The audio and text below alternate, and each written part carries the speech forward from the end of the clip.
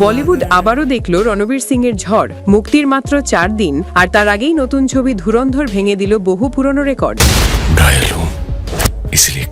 এমনকি ছাপিয়ে গেল রণবীর দীপিকার সুপারহিট রামলীলা, যা দীর্ঘদিন ধরে ছিল তার ক্যারিয়ারের অন্যতম বড় সাফল্য। আদিত্য ধর পরিচালিত এবং সত্য ঘটনা অবলম্বনে তৈরি এই অ্যাকশন ড্রামা 5ই ডিসেম্বর মুক্তি পেয়েই বক্স অফিসে আগুন ধরিয়ে দিয়েছে। দর্শকরা বলছেন এটাই রণবীরের কামব্যাক। প্রথম দিনই 28 কোটি, শুরুতেই দুর্দান্ত। দ্বিতীয় দিনে আরও লাভ 32 কোটি। তৃতীয় দিনে রীতিমতো বিস্ফোরণ 43 কোটি। প্রথম 3 দিনে জমে গিয়েছিল 103 কোটি টাকা, কিন্তু চমক লুকিয়েছিল চতুর্থ দিনে। সোমবার হওয়া সত্ত্বেও আয় 23 কোটি। 4 দিনে সংগ্রহ দাঁড়ালো 126 কোটি টাকা। রণবীর সিং এবং দীপিকা পাড়ুকোনের ব্লকবাস্টার গলিও কি রাসলীলা রামলীলা লাইফ টাইম আয় ছিল 117.53 কোটি টাকা। এখন নতুন ছবি ধুরন্ধর মাত্র 4 দিনেই ছাপিয়ে গেল সেই রেকর্ড।